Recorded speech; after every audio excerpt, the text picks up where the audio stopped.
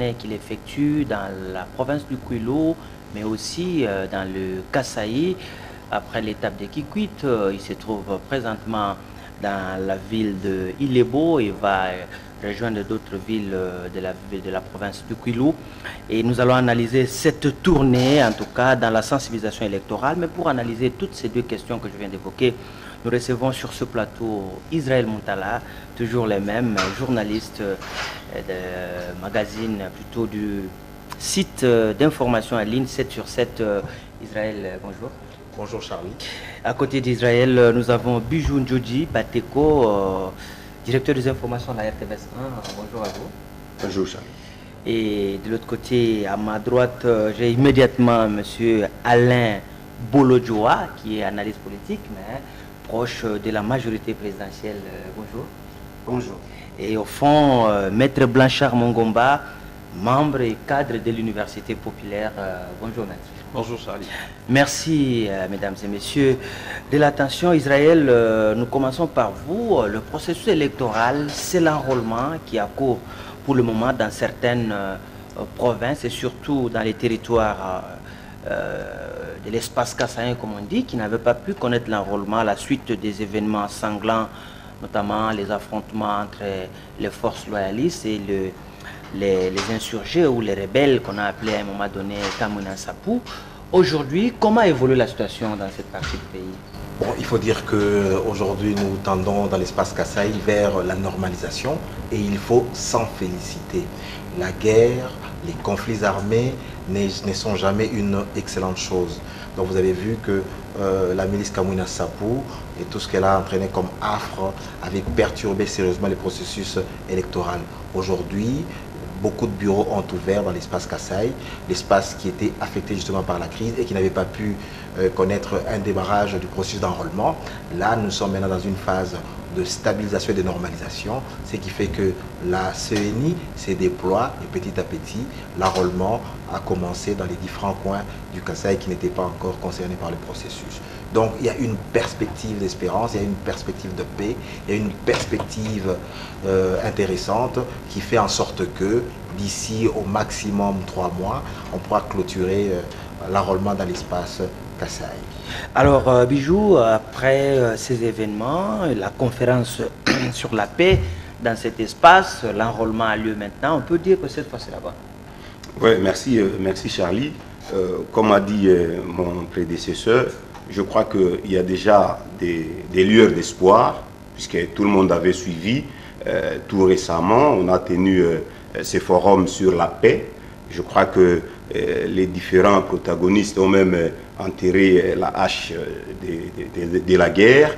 Ils ont fumé les calumet de la paix. Et donc, maintenant là, on a suivi aussi les coups d'envoi de l'enrôlement dans les deux Kasaï et puis dans quelques territoires de la province de la Lomami. Donc pour moi, je crois qu'il y a quand même ces perspectives d'espoir. Il faudra espérer et je crois que même au niveau interne, c'est les derniers virages que la CENI vient d'amorcer en ce qui concerne donc le processus d'identification et enrôlement des électeurs. Donc dans 3 mois, si je ne m'abuse, donc au mois de décembre 2017, la CENI pourra déjà au niveau interne avoir les fichiers électoraux au grand complet.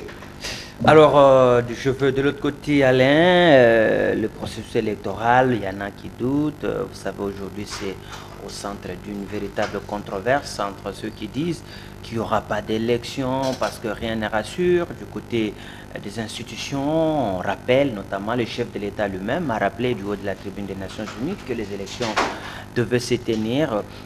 Aujourd'hui, avec tout ce qu'on voit sur le terrain et cette volonté affichée, est-ce qu'on peut vraiment affirmer que les élections, c'est une réalité? Merci d'abord pour l'opportunité. Je crois que si nous devons rester réalistes, nous devons partir de ce qu'ont dit mes prédécesseurs.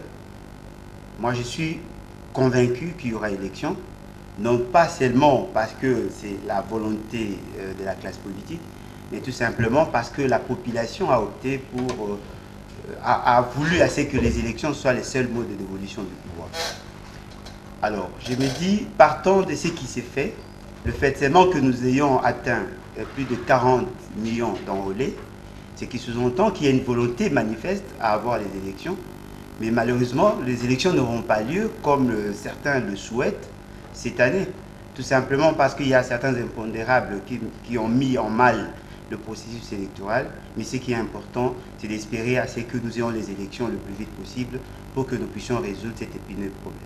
Alors, quand je reste quelques minutes avec vous, aujourd'hui, il y en a qui exigent, notamment la communauté internationale, qui exige la publication du calendrier afin d'envisager, n'est-ce pas, les appuis possibles à apporter parce que l'enveloppe, notre gouvernement seul ne sera probablement pas en mesure de la supporter.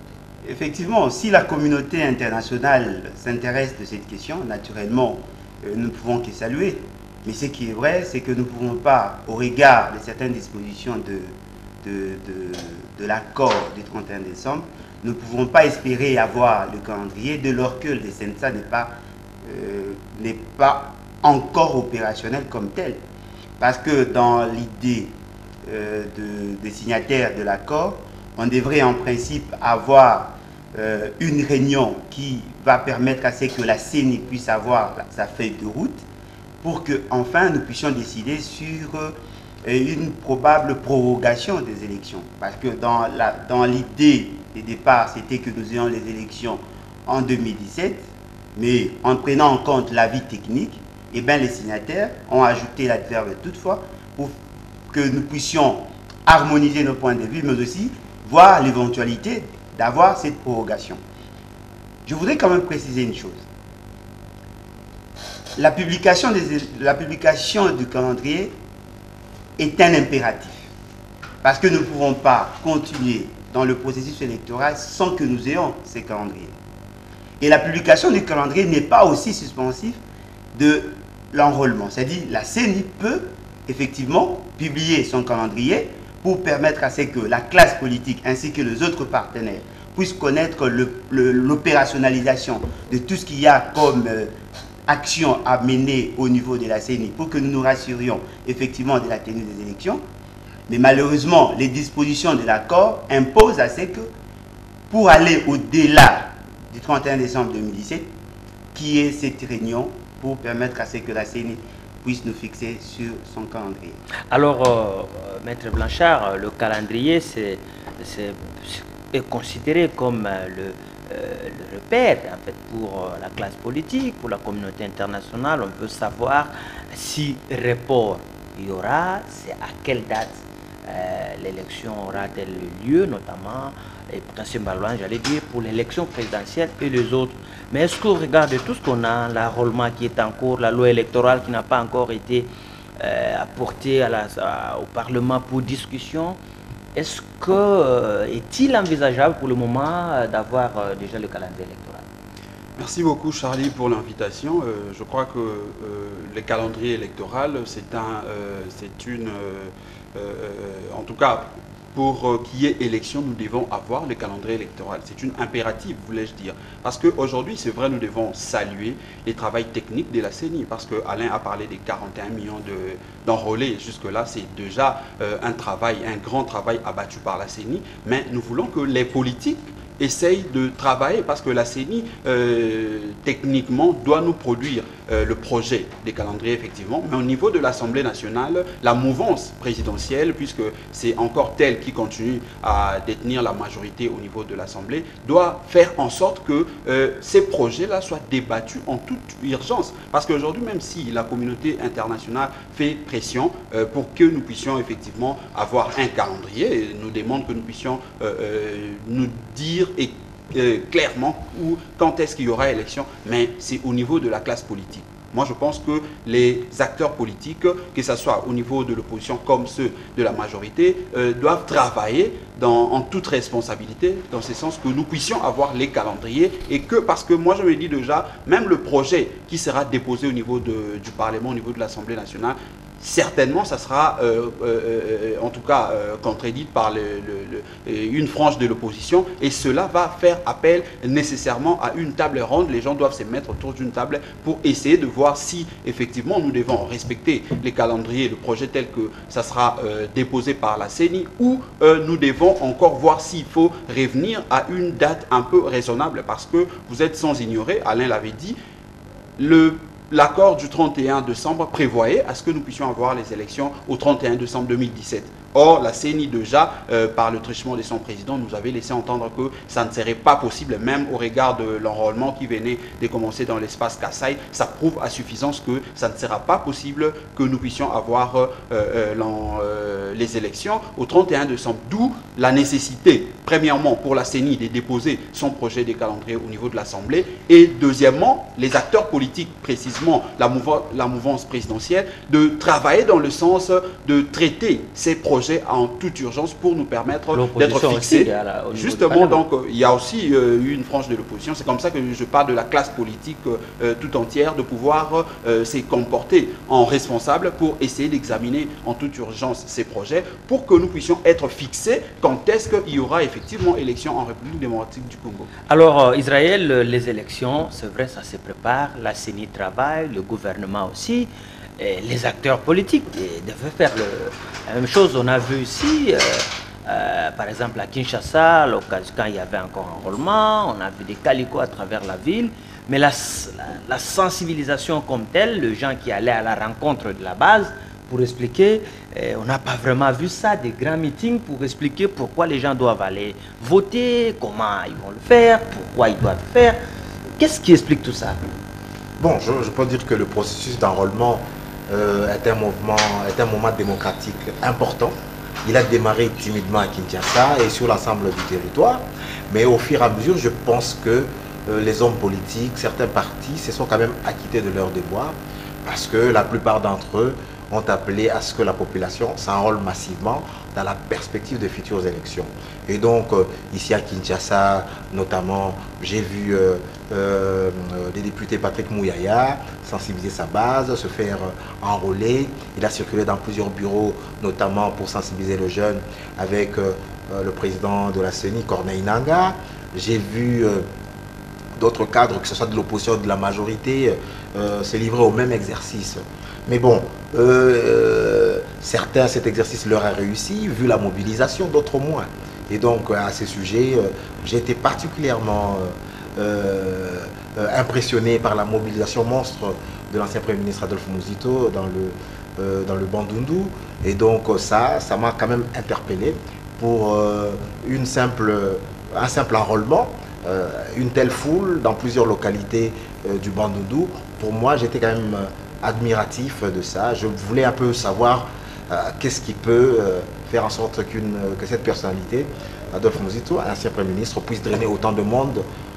Voilà. Et donc, ça m'a interpellé. Donc, j'observe la scène politique de manière méticuleuse. Donc, j'observe chaque fait et geste à gauche et à droite. Et donc, je ne ferai pas la fine bouche. Donc, je dirais, c'est pas en termes, l'enrôlement, c'est un petit moment de vérité pour savoir qui est qui et qui. C'est un petit moment de vérité parce que c'est un moment aussi où certains leaderships se dégonflent, où certains leaderships s'affirment. Et donc, on a vu que, en tout cas, pour le Bandundu, il y a un leadership qui se dessine clairement en faveur d'Adolphe Muzito et c'est incontestable. Alors, Maître Blanchard, vous êtes parti avec le Premier ministre Muzito à Kikwit, justement pour l'accompagner lorsqu'il allait rappeler ses devoirs civiques, de s'enrôler. Mais l'engouement que vous avez trouvé sur place, est-ce qu'il y avait une préparation qui avait précédé votre voyage? Et puis, qu'est-ce qui explique qu'après là, qu'il ait eu l'idée d'aller ailleurs, notamment Idiofa et dans d'autres cités, même au Kasaï? Oui, merci beaucoup Charlie. Je dois dire que premièrement, en quittant Kinshasa pour Kikwit, effectivement, comme vous l'aviez dit, l'ancien Premier ministre et toute son équipe, puisque je dois ici l'affirmer, confirmer que je faisais partie de la délégation, il était allé avec l'idée de se faire enrôler, de remplir son devoir civique. Mais arrivé à Kikwit sur place, c'est son fief électoral, c'est vrai, il y a eu engouement, il y a eu une forte adhésion, même si c'est vrai, nous ne pouvons pas nous embomber la poitrine, mais nous devons quand même dire qu'il y a eu une forte adhésion. Et à partir de Kikwit, on a senti que de partout, les gens venaient. Il y a des délégations qui venaient de en tout cas tous les territoires, même au-delà de la province du Kouil, comme vous l'avez dit, les gens du Kasaï central. Il y avait secrétaire provincial du Palou, mais il y avait également le membre de la société civile qui ont l'habitude de suivre l'ancien Premier ministre par ses tribunes, les universités populaires, dialogue vertical. Ils étaient venus pour demander, solliciter à ce que le Premier ministre, l'ancien Premier ministre Adolphe Mosito, se déplace. À part l'enrôlement, il fallait qu'il arrive à Idiofa. Les gens d'Idiofa étaient venus pour qu'il essaye quand même de changer avec eux, leur dire d'abord, premièrement, c'est qu'il avait fait par rapport à sa gestion pour que, par exemple, je vais prendre le cas de fonctionnaire, il voulait savoir pourquoi est-ce qu'à son époque, il y avait stabilité de la monnaie, mais après lui, ses successeurs n'arrivent pas à maintenir cette stabilité-là de la monnaie par rapport à la devise étrangère. Et d'autres voulaient voir l'entendre effectivement si la vision qu'il développe dans cette tribune, c'est vraiment une vision qui vient de lui-même ou c'est une vision qui essaye de plagier de quelque part. Donc ce sont toutes ces questions-là qui ont entouré l'engouement, qui ont accompagné l'ancien Premier ministre Adolphe Mosito dans le territoire ou dans la province du Kwilu et au-delà du Kwilu, comme vous l'aviez dit, dans le Kasaï, il est allé à Idiofa. On pensait que le Kwilu, comme c'était celui, les gens venaient parce qu'il était un fils du terroir, mais on a senti qu'à Chikapa, à Ilebo, c'était la même mobilisation. Les gens voulaient l'entendre par le canal du dialogue vertical. Les gens étaient mobilisés pour l'écouter, pour poser des questions. On a senti que, quelque part, l'ancien Premier ministre, lors de sa gouvernance, il a eu à poser des actes, il a eu à travailler sérieusement, même si à l'époque, on n'arrivait pas à comprendre effectivement qu'il y avait un grand travail qui était abattu dans les quinquennats 2006 à 2011, mais aujourd'hui qu'il n'est plus aux affaires, il s'est fait succéder par d'autres, on a senti qu'il y a quand même un travail qui était abattu. C'est comme ça que toutes ces populations-là voulaient l'entendre, voulaient l'écouter pour poser des questions, savoir qu'est-ce qui entourait cette bonne gestion, mais également aujourd'hui par rapport aux tribunes, qu'est-ce qui les motive à donner le temps ou à éclaircir les gens par rapport à sa vision du Congo. Alors, Alain Bolodjoua, je viens vers vous. Les tribunes, c'est vrai que nous les avons analysées, hein, 16 au total jusque-là. On a débattu autour de ces tribunes, des idées qui étaient véhiculées à travers ces écrits. Beaucoup de gens les ont lus, il y en a qui ont critiqué. Mon regard de ce que ça donne aujourd'hui comme résultat, est-ce qu'on peut dire finalement que le message a été capté? Bon, je profite d'abord de l'occasion pour féliciter l'ancien Premier ministre, parce que je suis parmi les grands consommateurs de ces tribunes. J'ai eu l'opportunité d'en lire au moins 10, et je peux confirmer ici que j'ai été quand même séduit par cette manière de voir les choses, par cette manière de faire la politique. Comme l'a dit mon frère de droite, je crois que le mouvement qu'il est en train d'opérer, et au regard de la situation socio-économique de l'heure, naturellement, les gens se questionnent sur certains faits. Je me souviens, en 2006, nous avons connu une crise. Mais nous avons senti qu'il y avait quand même une résilience qui a fait en sorte que l'État ou l'économie puisse rebondir. Et nous avons vu des résultats, nous avons vu comment le gouvernement est arrivé à revoir à la hausse la rémunération, les salaires des professeurs d'université. Nous avons vu une certaine stabilité sur le plan monétaire. Nous avons vu le gouvernement était en mesure de financer les élections. Ce sont des faits positifs qui peuvent aussi séduire la population. Parce que nous sommes en plein processus électoral. Le fait qu'il y a quelqu'un qui se déplace et qu'il y a cet engouement, ça sous-entend que quelque part, il a de l'ancrage, il est consommable, il y a des gens qui l'ont accepté comme tel. Et lorsqu'on fait une analyse comparative en termes de gouvernance, en termes de résultats, naturellement, les gens peuvent être séduits par la personne et les idées. Ce qui est positif. Moi, je crois que c'est aussi un message pour la classe politique. C'est aussi un message pour les gouvernants. C'est aussi un message pour toute personne qui a des ambitions politiques. Parce que tout ce que nous posons comme acte, la population est là pour voir. La population est là pour apprécier. Aujourd'hui, nous voyons un ancien Premier ministre, alors que le pays va assez mal, être accueilli comme tel. Et je me dis, quelque part, c'est ces messages-là qu'il faut en ces moments précis. pour permettre à ce que les autres, qui n'ont pas encore compris que le souverain primaire est plus séduit par les actes que par les paroles. Et monsieur l'ancien Premier ministre Mouzitou a su réconcilier la parole et les actes. C'est aujourd'hui qu'il a apprécié. Parce que nous autres, lorsque nous voyons de loin sa gouvernance, eh bien, on ne comprenait pas. Mais dès lors qu'il y a eu après lui des gens qui n'arrivent pas à faire ce que lui a pu faire, naturellement, nous ne pouvons être que séduits par ce qu'il a fait. Moi, personnellement, j'encourage. Et il y a un autre élément. Je vous coupe à la parole. Est-ce que ce n'est pas un problème de contexte? Est-ce que les contextes sont les mêmes ou parce qu'avant de comparer aussi, il faut voir est-ce que effectivement, effectivement. En fait, si nous n'avons pas connu de crise en 2009, nous pouvons dire que lui, il a bénéficié de l'environnement. Mais comment il est arrivé à maîtriser l'incidence de ces effets exogènes pendant que nous avons connu une crise financière mondiale?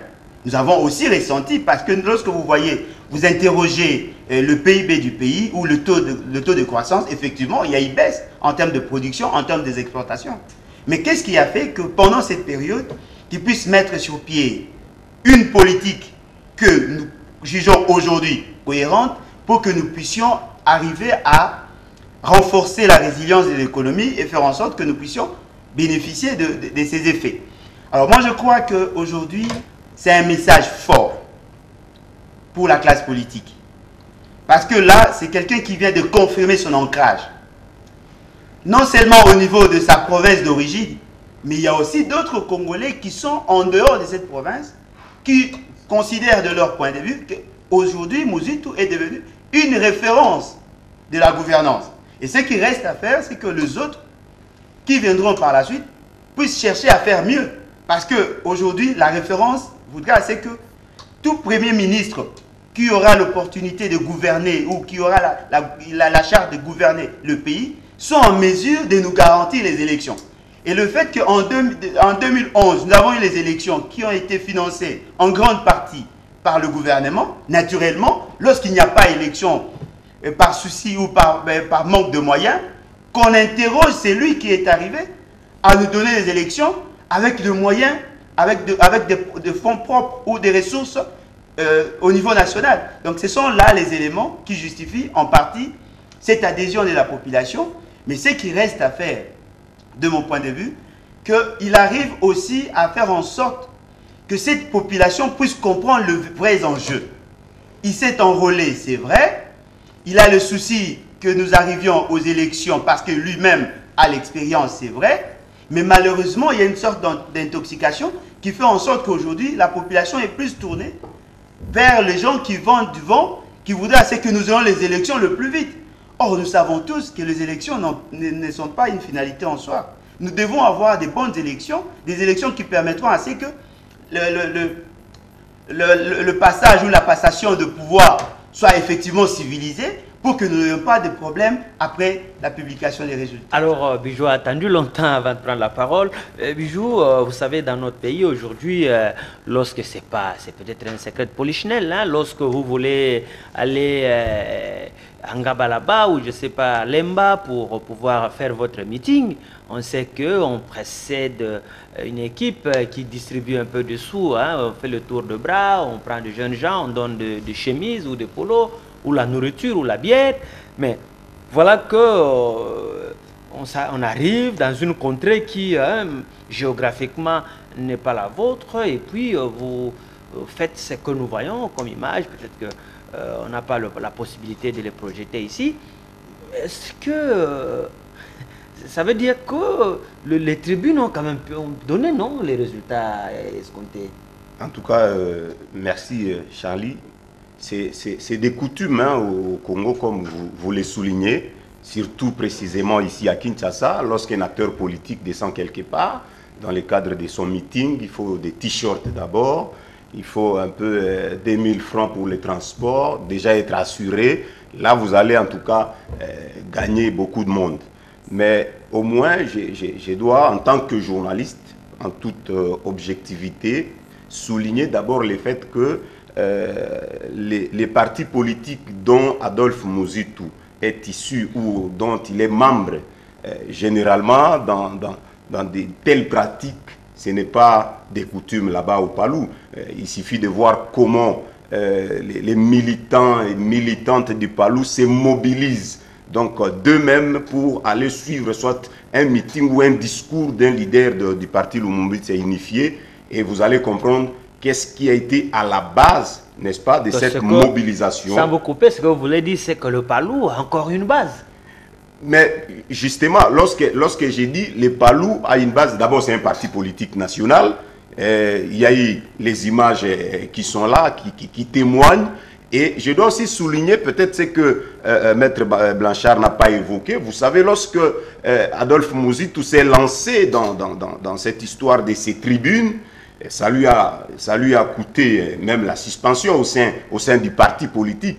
Et ça n'avait pas arrangé la plupart des militantes et militants du Palou, surtout au niveau de Kikwit et au niveau du Kwilu en général. Donc, si je peux dire, les fiefs même du Palou. Et donc, entendre qu'un Muzitu arrive dans cette partie de la République, et il ne pouvait que s'émasser, s'agglutiner pour lui réserver un accueil délirant, comme on a suivi dans les images, ce qui était important, mais aussi parce que on a suivi à partir de Kwilu que l'autorité morale du Palou, n'est-ce pas, a levé la suspension qui était infligée à Adolphe Muzitu. Donc tout le monde s'est rué pour voir ces Muzitu-là, et les autres venaient de partout pour voir celui qui, quand il était encore Premier ministre, comment il a su augmenter les salaires des fonctionnaires, et dans des circonstances comme a évoqué Alain Bolodjoa. On a connu la crise financière internationale en 2008-2009.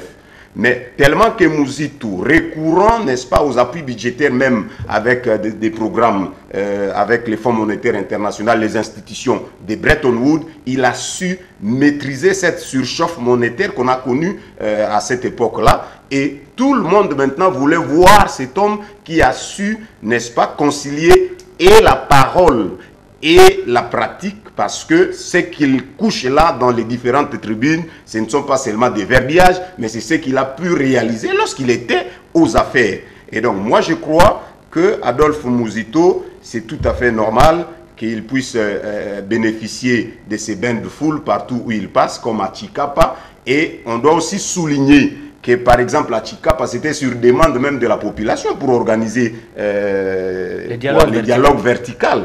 Parce que pour lui, je l'ai suivi dans son discours, par exemple à Ilebo, il avait une double mission. La mission, c'était uniquement pour redynamiser les activités du parti. Et ici, je dois souligner, si aujourd'hui Adolphe Muzitu quitte les cadres du Kwilu pour aller, par exemple, à Ilebo, à Chikapa, on doit le savoir qu'il est aujourd'hui le secrétaire permanent adjoint du Palou chargé des questions électorales. Et donc la charge lui incombe d'aller dans le cadre de sensibilisation. Donc la double mission de Muzitu, redynamiser les activités politiques du Palou en perspective des élections, mais également sensibiliser la base à un enrôlement massif. Voilà qui a fait que Muzitu quitte là où il est allé se faire enrôler, c'est-à-dire à Kikwit, mais aller aussi à Idiofa, aller aussi à Gungu, pourquoi pas franchir les frontières de Kwilu pour atteindre les Kasaï, c'est-à-dire Chikapa, Ilebo, ainsi de suite. C'est sur base de cette casquette-là du secrétaire permanent adjoint du Palou, parce qu'au Palou, vous devez le savoir, les fonctions du secrétariat permanent, ce sont les fonctions d'un porte-parole. Et lorsqu'il est adjoint, donc lui aussi est comme un porte-parole adjoint, mais spécialement chargé des questions électorales. Donc la sensibilisation de la base, la redynamisation des activités du parti en perspective des élections, lui incombe, et c'est dans ce cadre-là que l'homme s'y est rendu. Très belle précision, cher Bijou. Alors, Israël, quelque chose monte à l'esprit. Lorsque l'on voit les tribunes, qui sont justement des réflexions sur la manière de conduire la politique dans notre pays, une autre manière de faire. Peut-être que les gens le disent, mais sans mettre ça par écrit, ou réfléchissent autrement que ce que l'ancien Premier ministre a fait, réfléchir à haute voix devant une telle question. Est-ce qu'on peut dire que finalement, avec l'adhésion que ça commence à suivre, parce que nous-mêmes, nous voyons à Kinshasa ici, quand on vous voit, on vous pose des questions sur toutes ces réflexions, ça veut dire que dans notre pays, on peut aussi faire la politique autrement, notamment en réfléchissant et non pas à travers le fanatisme béant tel qu'on l'a toujours vu. Non, il est vrai que la personnalité de l'ancien Premier ministre est une personnalité quand même assez complexe. Ça veut dire que les tribunes s'adressent à une certaine élite qui prétend diriger, ou bien à une certaine élite qui prétend comprendre les mécanismes ou les clés d'une bonne gouvernance, d'une bonne gestion. Et ces clés-là, ils les ont de manière pratique avec Adolphe Muzito. C'est-à-dire qu'il n'est pas dans un schéma théorique, il est dans un schéma à la fois théorique et pratique. Ce qui fait que quand vous lisez ces tribunes, ils sont agréables à lire et ça parle à l'intellectuel. Et donc, ça montre que pour les intellectuels, ça veut dire qu'une certaine couche sociale, notamment les étudiants, sont très friands des tribunes. Et donc, ce qui fait que dans les milieux des intellectuels, il est vraiment respecté.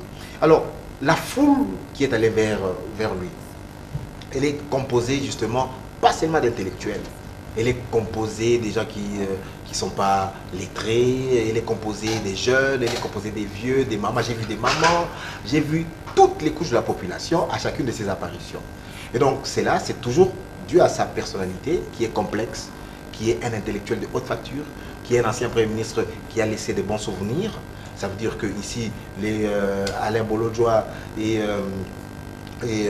Bijou et même Blanchard ont parlé justement de ce qu'il a pu maintenir la stabilité et dans une période critique, mais c'est aussi, on ne le dit pas assez, l'homme du désendettement. Et donc l'ardoise de plus de 10 milliards qu'avait la RDC, c'est sous sa gouvernance que cette ardoise a été effacée. Donc voilà, il y a tout ça. Il y a aussi l'homme en tant que cadre d'un parti qui a un ancrage réel, un ancrage populaire, un ancrage sociologique réel, un parti de masse, un parti qui parle aux gens les plus simples, les plus fragiles, les Congolais moyens, donc le Congolais de la base. Le parti, le mouvement parle aux Congolais d'en bas, pas aux Congolais d'en haut. Et donc, quand une telle personnalité, avec un tel rayonnement intellectuel, avec une telle aisance aussi à communier, parce que Muzito aussi est une personnalité, il faut le dire aussi, a un côté attachant. Il est accessible, comment dirais-je, il répond facilement aux besoins de la population. Quand vous le sollicitez pour un problème de morgue, un problème de ceci, de cela, il est enclin à la libéralité, à aider ses semblables, quelles que soient leurs origines. Et donc, je pense que c'est tout ça qui forme Muzito, qui explique un peu ce succès-là. Et aujourd'hui, je pense que le Palou a une valeur sûre pour redynamiser le parti. Et donc, aujourd'hui, parce que moi, je restitue toujours cette tournée un peu dans cette guerre de leadership, parce qu'il y a beaucoup de gens qui prétendent à diriger, qui prétendent être des leaders dans cette province-là.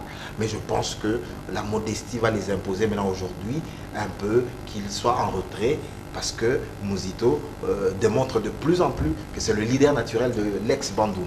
Alors, leader naturel, Blanchard, vous avez été là-bas. Bon, mais bien sûr, les élections vont les déterminer, prouver sur le terrain. Mais il y a des indices quand même. Tout à fait, donc voilà, donc l'ancrage, ça ne se discute pas. Mais c'était quand même le meilleur élu de Kikwit, donc il faut quand même qu'on le souligne, ça veut dire que... Voilà. Tout à fait. Alors, Maître Blanchard, c'est vrai, maintenant on dit que l'appétit vient en mangeant. Hein.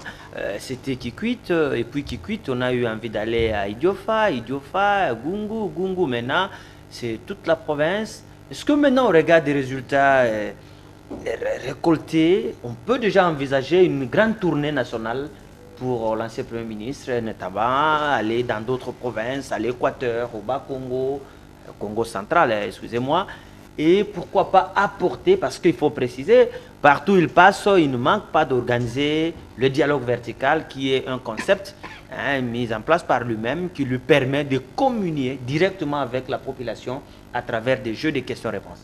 Non, merci beaucoup Charlie. Je crois que Israël et Bijou l'ont dit très bien. C'est que l'ancien Premier ministre Adolphe Muzito, c'est une personnalité complexe aujourd'hui. Donc, quand il est reçu à Ilebo, quand il descend à Chikapa, quand il descend un peu partout, on le reçoit non pas comme un leader seulement du Kwilu, on le reçoit d'abord comme un intellectuel, comme une personnalité qui a assumé de grandes fonctions en tant que Premier ministre, ministre du Budget. Il a laissé des traces et les gens veulent échanger avec lui, effectivement, comme vous l'avez dit, dans le cadre du dialogue vertical, pour savoir ce qu'il pense faire ou ce qu'il a à faire, comment est-ce que, quel mécanisme mettait-il en place pour que ça lui réussisse. Donc voilà, je crois que c'est toutes ces questions-là qui entourent aujourd'hui l'adhésion du peuple congolais derrière sa démarche. Et pour répondre peut-être directement à votre question, je crois qu'aujourd'hui, ce n'est même pas à rechercher très loin, c'est qu'aujourd'hui,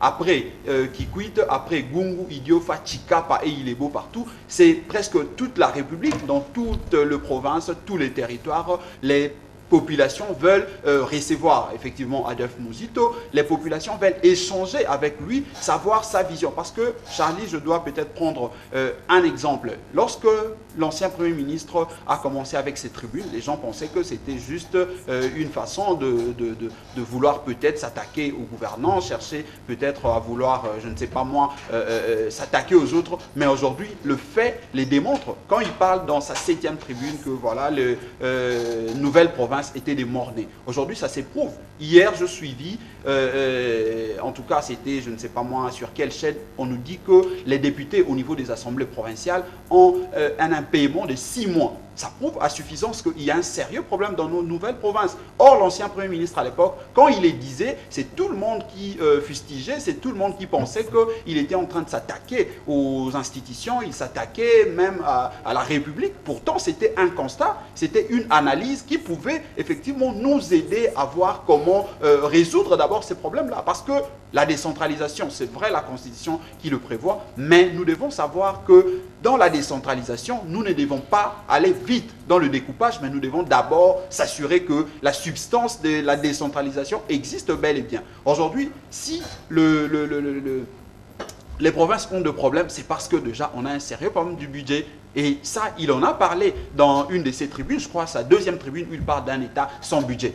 Il a parlé dans la 4e tribune de un État sous-endetté, esprit de pauvreté ou d'émergence. C'est là où je vais conclure en disant qu'il a une vision du Congo, il continue à croire qu'il y a possibilité de s'endetter, parce que les économistes sont ici, ils seront d'accord avec moi qu'on nous donne, le principe donne la possibilité que nous puissions nous endetter à hauteur de 30% de notre PIB. Or, si nous nous référons à notre PIB qui est d'environ 40 milliards, nous avons la possibilité de nous endetter à hauteur de 12 milliards. Avec le budget qu'on a actuellement, nous pouvons avoir un budget de 16 milliards de dollars, et avec 16 milliards de dollars, on peut espérer, en tout cas construire des infrastructures pour espérer faire développer le Congo à partir de la base. On a fait le tour avec l'ancien Premier ministre Adolphe Muzito, et ici je dois le souligner que ça a été une tournée qu'on a effectuée à pied ou à bord de véhicules. Ça n'a pas été par avion ou par bateau. On a vu les états, l'état de la route. On a vu comment nos routes sont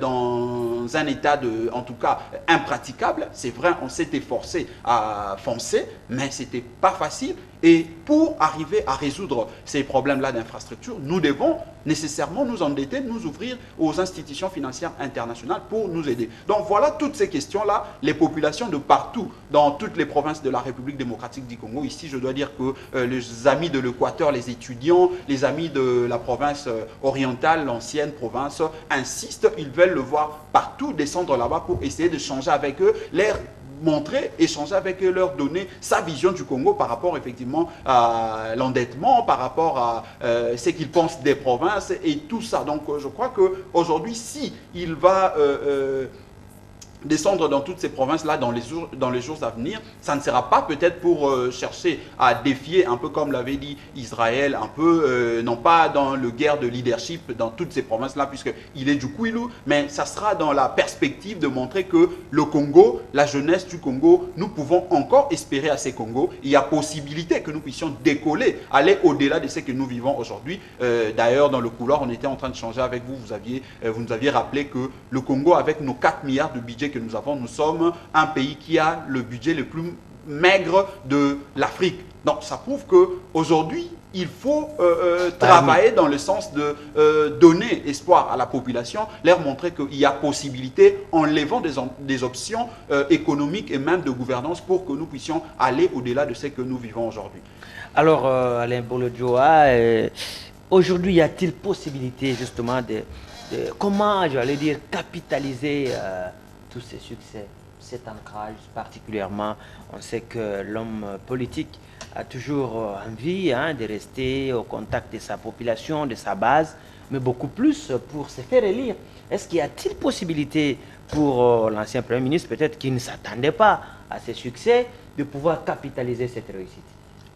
Bon, moi personnellement, je ne voudrais pas aborder les choses dans cet angle, parce que Adolphe Mouzitou, membre du Palou, ne me séduit pas vraiment. C'est plus Adolphe Mouzitou, l'intellectuel et l'homme d'État qui m'intéresse. Si je prends sur le plan intellectuel, effectivement, il a prouvé de quoi il était capable. Parce que lorsque nous lisons ces tribunes, lorsque nous voyons ou nous révisons ce qu'il a toujours dit par rapport à la gouvernance, par rapport à la vision qu'il a sur le Congo, nous nous rendons compte qu'il a une longueur d'avance par rapport à une certaine classe politique. Ce qui intéresse la jeunesse aujourd'hui, c'est gouverner autrement en bien. Et lorsque quelqu'un amène des nouvelles idées, une nouvelle approche, une manière de faire la politique, eh bien ça ne peut que nous séduire.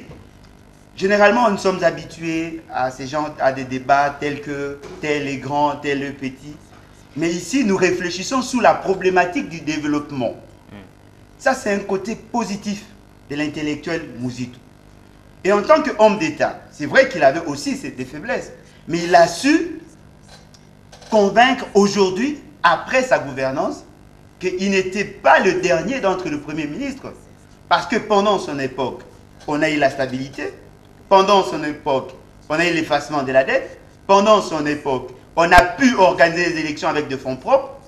Ce sont là le côté positif. Alors, si je suis ici présentement, c'est tout simplement pour sensibiliser la classe politique dans son ensemble. C'est-à-dire, aujourd'hui, la population n'a plus besoin d'avoir des débats stériles. Nous devons réfléchir sur la gouvernance. Je prends le cas de la décentralisation. Effectivement, il avait raison. Effectivement, il avait raison. Je viens de la province de l'Équateur. Je constate malheureusement qu'il y a l'ingouvernabilité de la province. Tout simplement parce qu'il y a un problème sérieux de finances. Le fonds qui devait provenir du gouvernement central n'arrive pas en termes de rétrocession. Et aujourd'hui, la province est bloquée. Et ce n'est pas la seule province. Donc, quelque part, je dis, lorsqu'on parle du leadership, on voit la vision de loin. Et lorsque nous avons des Congolais, qu'ils soient du Palou ou des autres partis, qui arrivent à nous amener dans cet élan-là, j'estime de mon point de vue, ce sont des hommes à encourager. Ils méritent être encouragés, être accompagnés sur cet aspect des choses pour que nous arrivions effectivement à changer cette classe politique. Je dis, M. Mouzitou est de l'ancienne classe politique avec une nouvelle manière de faire. C'est ce qui fait que ça crée une sorte de rupture entre lui et les autres. Nous sommes membres des partis politiques, nous voyons ce qui s'est fait à la télé, nous voyons ce que les autres font, et malheureusement, ils ne nous proposent rien d'autre, à part peut-être ce que nous connaissons déjà. Voilà pourquoi j'ai dit, je l'encourage à faire davantage, à faire en sorte que le côté aristocratique de la démocratie soit vécu au niveau de la population. C'est-à-dire que nous arrivions effectivement à intégrer dans la politique les valeurs en termes de gouvernance, en termes de société, pour que nous arrivions effectivement à résoudre le problème de manière structurelle. Il ne suffit pas seulement de parler de la politique, mais aussi voir les arcanes ou le fonctionnement de l'État. Il a su sculpter la problématique du développement et il commence à donner des solutions par ses tribunes. Ce sont des choses que nous ne voyons pas. Voilà pourquoi j'ai dit c'est un homme consommable.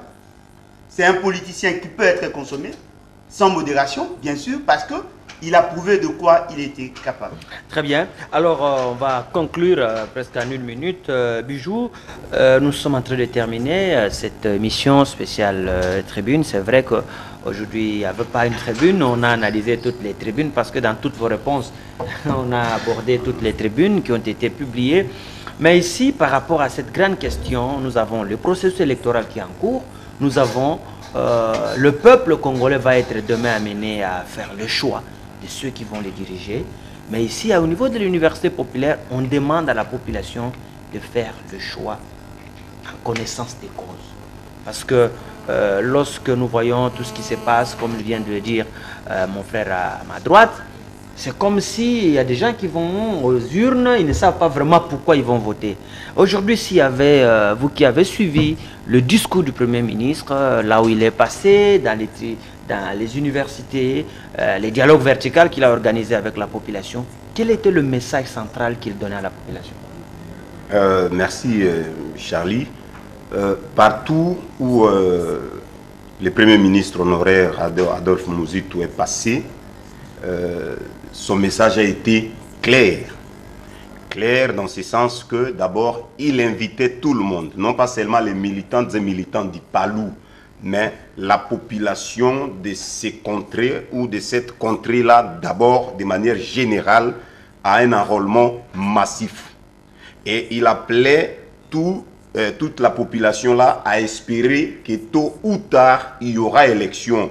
Que donc il ne se laisse pas faire avec toutes les manœuvres politiciennes de nos acteurs, mais qu'il aille vite se faire enrôler. Ça, c'était d'abord son premier message pour que le moment venu, c'est lui le détenteur du pouvoir, c'est lui le souverain primaire, et c'est seulement par les urnes qu'il aura à sanctionner négativement ou positivement ces acteurs politiques-là, et il doit se choisir librement à travers les urnes ses dirigeants pour gouverner ces pays. Et donc moi je crois que les messages du Premier ministre honoraire s'inscrivaient même dans ce sens-là, parce que même dans notre loi sur le fonctionnement des partis politiques, il est demandé à toutes les formations politique d'assurer ce qu'on appelle une éducation civique et politique de la population. Et c'est ce que le Premier ministre honoraire Adolphe Muzito l'a fait partout où il est passé. Il n'y avait pas un discours propagandiste,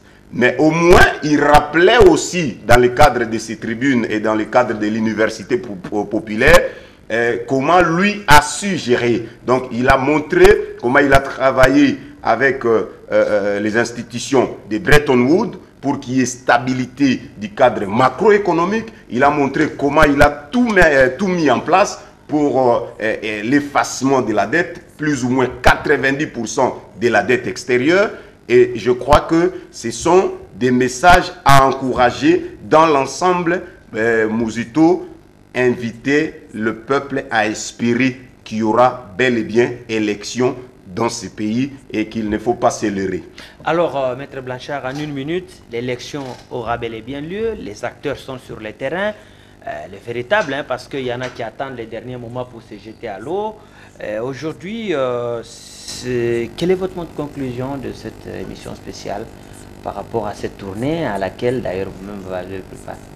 Merci beaucoup Charlie. Comme mot de conclusion, nous allons demander à la classe politique de se comporter en responsable. Parce qu'aujourd'hui, nous devons le dire, c'est que le mal est déjà fait.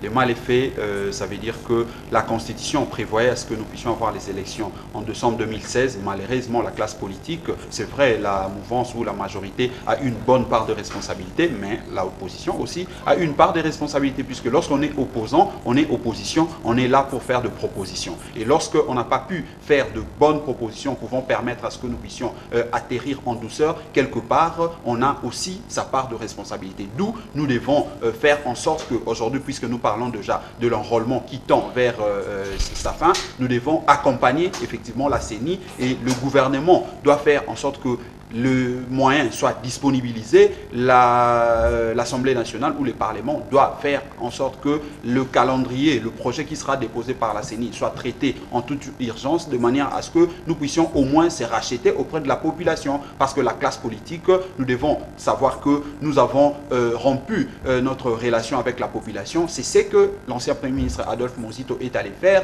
partout où il passe. C'est ces messages-là qu'il adressait à la population en disant que effectivement on devrait vous restituer ou vous donner votre pouvoir de pouvoir désigner vos dirigeants de manière démocratique en décembre 2016. Malheureusement, on n'a pas pu le faire. Mais maintenant, là, moi, je viens pour vous demander de vous enrôler avec espoir qu'il y aura bel et bien élection. D'où la classe politique doit travailler dans cet esprit-là, de restituer au peuple son pouvoir pour que le peuple se désigne ses dirigeants de manière démocratique. Nous ne pouvons pas continuer à nous contenter de pouvoir des combines. Il y a de ces gens, de ces acteurs qui n'attendent que ces genres de moments pour se faire de postes, pour se faire de ministères, pour espérer se faire une vie, une situation sociale. Nous voulons avoir effectivement de vrais hommes d'État qui travaillent dans le sens de sauver la République, de travailler dans le sens de l'intérêt général. Donc voilà un peu mon mot de conclusion par rapport à cette émission. Alors, Monsieur Alain Bolodjoa, en conclusion, par rapport au processus électoral,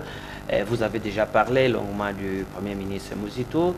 Aujourd'hui, qu'est-ce que la population doit dire par rapport au processus? Le processus électoral est irréversible, comme l'a dit les chefs de l'État, et cela ne dépend pas de la classe politique, mais plutôt de la volonté de la population à avoir ces élections, parce que nous avons opté pour les élections, et donc nous devons continuer dans cet élan pour que nous confirmions effectivement notre volonté à être un État démocratique. Mais la démocratie sous-entend aussi le respect des règles des jeux. Mais malheureusement, il est notoirement connu que nous n'avons pas su organiser les élections conformément à la Constitution, mais il y a aussi d'autres impondérables qui n'ont pas permis à ce que nous puissions arriver à atteindre cet objectif. La classe politique s'est réunie à 2 fois pour lever des options et on se rend compte aujourd'hui que le dialogue n'a pas changé grand-chose. Parce que ce sont les mêmes personnes qui ont proposé un mécanisme dans l'accord qui reviennent avec le discours qu'ils avaient avant le dialogue. Donc quelque part, avant dialogue égale après dialogue. Mais ce qui est important, je crois, c'est ce qui est en train d'être fait, c'est de sensibiliser la population, que la population ne puisse plus accorder des chèques en blanc à la classe politique, que nous arrivions à avoir une nouvelle classe politique, pas seulement en termes d'individus, mais en termes d'alternatives, c'est-à-dire proposer autrement que ce que nous avons l'habitude de consommer. Et j'estime de mon point de vue qu'il est temps que nous puissions dire aussi la vérité à la population. Effectivement que nous avons besoin du calendrier électoral. Mais pour avoir ce calendrier électoral, selon l'esprit de l'accord, nous devons effectivement avoir une loi portant organisation et fonctionnement du CNSA. Mais malheureusement, on se rend compte que c'est plus l'opposition qui voulait utiliser cette astuce pour que nous n'arrivions pas à avoir les élections. Donc quelque part, je me dis, c'est comme s'il y a un jeu qui s'est fait quelque part au détriment de la population. On ne peut pas vouloir une chose et son contraire. Voilà pourquoi j'encourage la population, surtout ceux qui font partie des partis politiques, à faire pression à leurs leaders pour que nous arrivions effectivement à avoir cette nouvelle classe politique qui va permettre à ce que l'État puisse exister et jouer pleinement son rôle. Alors, Israël, lui, avait déjà conclu.